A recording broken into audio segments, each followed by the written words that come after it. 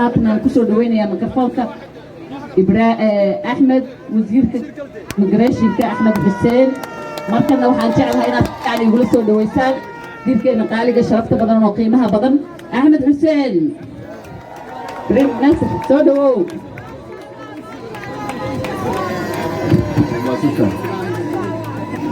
ما سرد لول أدبا وما سلطة. السلام عليكم ورحمة الله وبركاته. Happy Canada Day, Happy Somalia Day. وحياة بدن بمقاشين xildhibaanada نيلا هذا أنيق كور أنيق بدن بيكون هذا لكن أنيق واحد ربي حوجا أفر سنة كور إن قال لي اليوم ماشى أن مريني أفر سنة كور صوتها بنادم كحبة اللوبان. 4 years ago we had a government in Canada that was dividing people. We had a government in Canada that chose who to talk to and who not to talk to. We had a government in Canada under the Conservatives that divided Canadians and created two classes of citizenship. We said that's not the Canada that we want. And you voted for change. 4 years ago you said a Canadian is a Canadian is a Canadian. So that there will be no more second-class citizenship in this country. And so today I want to remind you that because of Boris, because of Christy Duncan, Ivan and myself, and our leader, Prime Minister Justin Trudeau, we stood up for the Muslim community, we stood up for Somali Canadians, and we brought in Bill C6 that ended second-class citizenship once and for all. Secondly, in terms of engaging with the communities, in terms of confronting hatred and Islamophobia, this is the government that has done that. Every time that the Muslim community has been victimized, the Prime Minister has stood up and bravely confronted those bigots and said, not in my government, not in Canada, and we'll continue that fight. You know, on the other side, they equivocate. Whenever there is time to stand up for minority rights in Canada, whether it is with the Muslim community or the Sikh community or any other minority in Canada, the other party equivocates. If you look at what they're doing, their leadership, the leader of the official opposition appeared next to a white supremacist in Ottawa by the name of Faith Goldie. And he has yet to apologize for that act. His justice critic appeared in front of the Justice Committee and quoted the manifesto of the killer of 51 Muslim worshippers in New Zealand. This is the Canada we're living in. And so what I am saying is the October election is not just another election. It is an election that is really about two different visions of Canada. It is about our vision, which is to bring everyone together to introduce and continue our programs of inclusive growth, making sure that our immigration system works for everybody, making sure that we celebrate everyone's heritage, including Somali Canadians, right? We don't want to go back. Andrew Scheer and the Conservatives will take us back. They'll take us back to a Canada of fear and division. They'll take us back to a Canada in which Islamophobia becomes the norm. We don't want that. We don't want to go backwards. We want to go forward. And the only way to do that is to continue the record economic growth under the Prime Minister, under the Prime Minister's leadership. Over 1 million jobs created. 9 out of 10 families have more money in their pocket because of the Liberal government. Leadership matters, ladies and gentlemen. Let's be clear about that. 50% of the bilateral assistance that Canada gives now in the world goes to Africa.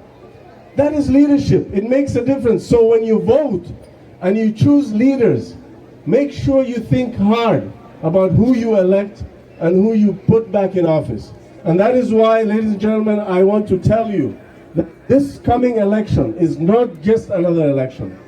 It means a lot to all the different communities in Canada that want a better life for their families, that want a better future for their family, and want a better Canada that does not divide communities. And so, we have come a long way with Christy and Boris and Ivan and myself and the strong Liberal team. We got to go forward. We have to have more inclusive growth. We have to have a strong government that defends the Charter of Rights and Freedoms, not for some people, but for everyone, including Muslim Canadians, including Somali Canadians. And waxaan kusoo gabagabaynayaa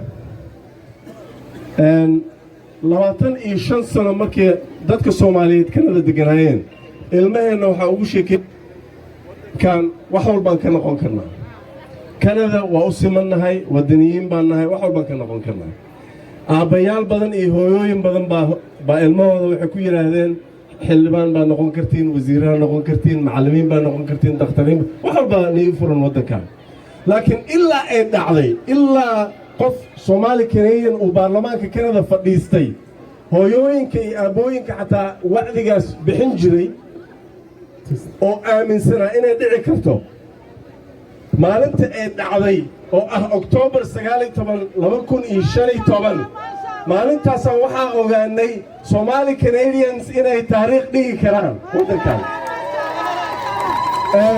waxaan igu soo gabagabeynayaa qiso yar albaab baan garaacay 2015 anoo cod raadinaya waxaa iga soo horbaxday haweeney oo European Canadian ah waxay igu tiri barnaamijkaaga waa u jeedaa ma ka soo horjeedi barnaamijka ninka ala tartamaysidna waa jecla labadiinaba go'aan qofka ugu shubi lahaa codkayga wali go'aankayga ma gaarin waayaha eri I hope inaad finally aniga isiisid laakiin waa fahansanahay inaadan ilaa hadda go'aan gaarin markaan sii dhaqaaqay rabay bay ii soo yeertay waxay tiri fiiri codka adaan ku siinaya tiri maxaa dhacay baa eri waxay tiri haddaan ninka kala siiyo codka waxay noqon doontaa qof labaad aan doortay qof shanaad qof tobanaad aan doortay laakiin haddaan adiga codkayga ku siiyo taariikhaan ka qayb qaadanaya sababtoo ah waxaan u codeynayaa Somali Canadianka ugu horeeyo Canada oo baarlamaanka galo bal fiiri qofkaas haweeneyda waxa ay garatay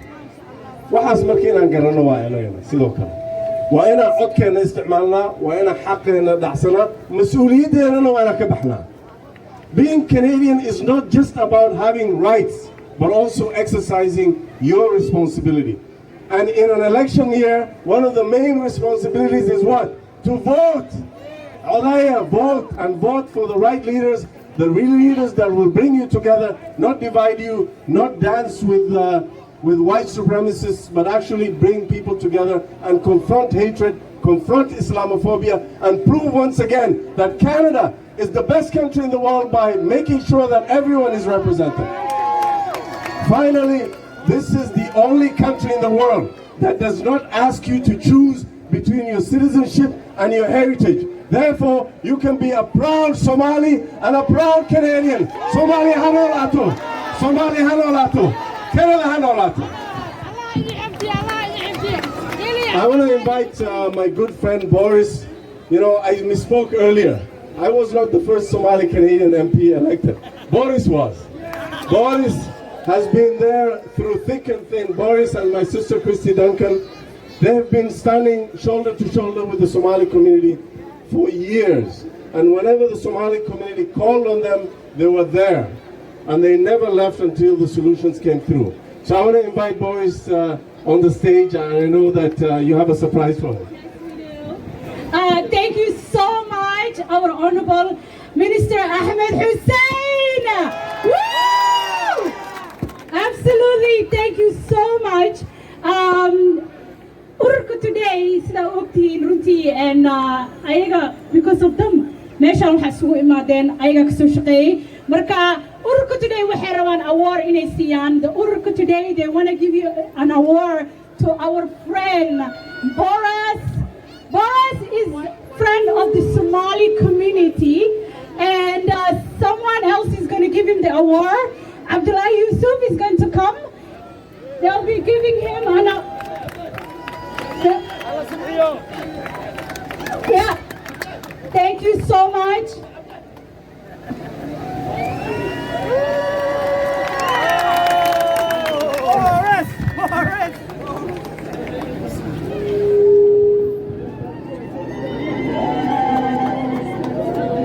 Thank you so much.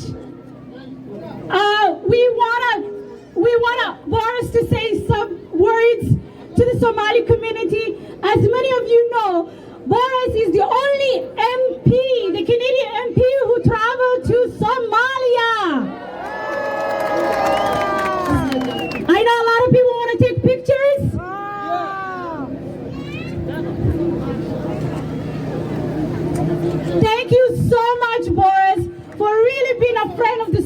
community. Boris wants to say something, so please welcome Boris. Assalamu alaikum. My Somali Canadian brothers and sisters, this is a pretty poignant surprise. And when I saw the picture, it's a picture with a little boy and girl in Johor. Friends, some of you have heard my story about a little girl in a red t-shirt that I met in Johor back in 2005. But let me share this story with the rest of you. In 2005, I had a long day of meetings with the president of the time, the prime minister, cabinet members, and after we left the president's compound, we were walking down the central dusty road of Johor towards a waiting convoy of SUVs. And as I, with a group of men, were walking down, this little girl of 4 or 5 ran up and stood in front of me. When I looked down at her, I saw that she was barefoot, and all she had was a torn little red t-shirt.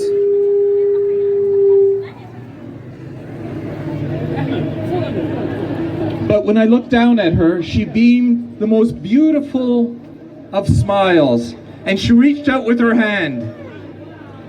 I took her hand, we walked hand in hand to the waiting convoy. And as we drove away and I saw her disappear into the distance, I felt a tremendous sadness.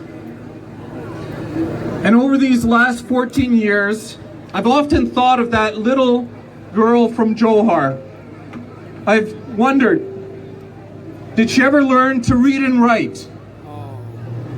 In Somalia, 95% of women and girls are illiterate.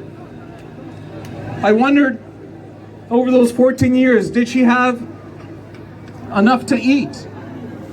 She had the most beautiful black curls, and I worried, did they turn a reddish brown from malnutrition? Over these past 14 years, several times with my colleagues, the Somali Canadian community and the Ukrainian Canadian community, we've organized famine relief efforts for Somalia. And sometimes I've wondered, is she still alive? Too often we've heard terrible news from Somalia. In fact, not even 2 years ago, we all stood in solidarity in the House of Commons when over 300 innocent people died and 400 were wounded in a terrorist attack in Mogadishu. We shared in your grief. Friends, that's why a year and a half ago I introduced a motion in the Foreign Affairs Committee of the House of Commons to do a study on Africa, but specifically on Somalia. And at the conclusion of that study, I introduced a recommendation for Canada to host an international donors conference on Somalia, which would include the Somali Canadian diaspora, which would include all of you. Similar to a conference that will begin tomorrow with Krista Freeland on reform in Ukraine over the next 2 days. Friends, 14 years ago, when I sat with the President and I talked about the incredible contributions of Somali Canadians to their ancestral homeland, he looked at me and he said something quite special. He said, "Honorable Boris, yes, we have many Somali Canadians, but today we have the first Canadian Somali. Boris, that's you." So friends, know that always, when I say you're my brothers and sisters, there's a little part of me that's Canadian Somali. Somalia Hamolapo!